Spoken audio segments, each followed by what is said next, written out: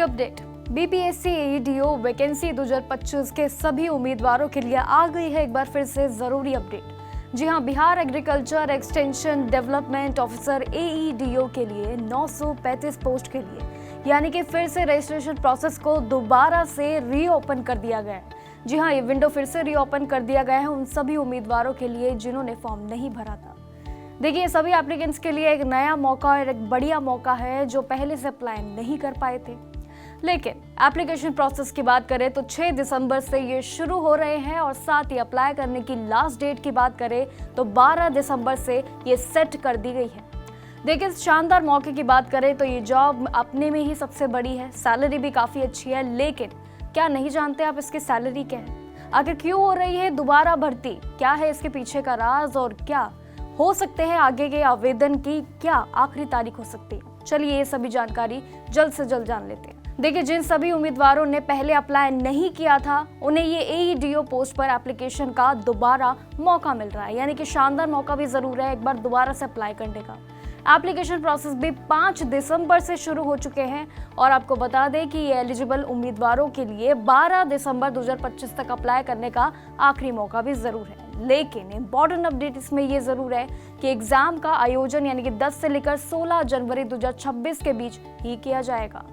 वही पोस्ट को सही तरीके से अगर हम समझे तो चलिए एक बार समझ लेते हैं। तो अनरिजर्व्ड के लिए है 374, ईडब्ल्यूएस के लिए बात करें तो 93 और एससी के लिए 150, एसटी के लिए 10 और साथ ही ईबीसी क्लास के लिए है 168, बैकवर्ड क्लास के लिए भी 112 है, बैकवर्ड क्लास वुमेन के लिए भी 28 है। लेकिन साथ ही आपको बता दें कि सभी उम्मीदवार पोस्ट पे सिलेक्ट किए जाएंगे, लेकिन उसी बेस पर सैलरी भी होगी और उन्हें मिलेंगी हर महीने 29,202 का सैलरी पैकेज।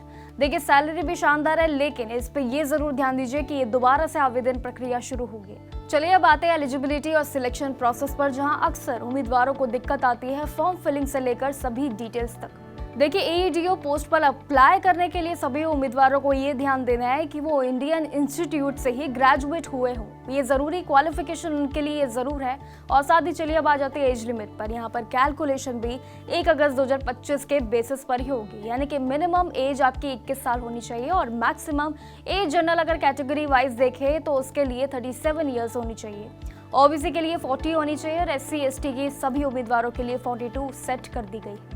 देखिए, एप्लीकेशन फी भी सबसे जरूरी है जानना। कैटेगरी के लिए यानी कि 100 रुपये फिक्स्ड रखी गई है। वही सिलेक्शन प्रोसेस की चलिए बात करें तो ये भी रिटन एग्जाम का बेसिस पर ही आपका पूरा सिलेक्शन किया जाएगा, जिसमें टोटल आपके 3 पेपर होंगे। हर पेपर में आपके 100 मार्क्स होंगे और 100 ही आपके मल्टीपल चॉइस क्वेश्चंस भी आपसे पूछे जाएंगे। लेकिन पेपर में आपको ध्यान रखना है कि पेपर 1 जनरल लैंग्वेज और पेपर 2 होगा आपका जनरल स्टडीज और पेपर 3 आपका होगा जनरल एप्टीट्यूड। और उसके बाद आता है आपका मेन पॉइंट, यानी कि एग्जाम में नेगेटिव मार्किंग होगी या नहीं होगी। देखिए, एग्जाम में नेगेटिव मार्किंग तो होगी, यानी कि हर गलत आंसर के लिए आपके 1/3 की नेगेटिव मार्किंग होगी और हर पेपर के लिए 2 घंटे का आपको फुल समय भी दिया जा रहा है। देखिए, एग्जाम पैटर्न इसमें आ चुका है और साथ ही लेकिन सबसे इंपॉर्टेंट ये है कि आपको पहले से जानकारी तो जरूर पता है, लेकिन सबसे जरूरी है कि आवेदन प्रक्रिया दोबारा से शुरू हो रही है। क्योंकि देखा जाए तो इस साल का बीपीएससी का रिकॉर्ड काफी बड़ा था, यानी कि कई लाख एस्पिरेंट्स ने इस बार आवेदन किया था और उसी आवेदन प्रक्रिया को दोबारा से शुरू किया गया है जो उम्मीदवार अपना फॉर्म नहीं फिल कर पाए थे। तो ये उनके लिए एक शानदार और साथ ही आखिरी मौका जरूर है। तो इसीलिए लास्ट डेट को मार्क कर लीजिए और बाकी जानकारी के लिए बने रहिए हमारे साथ और देखते रहिए जागरण।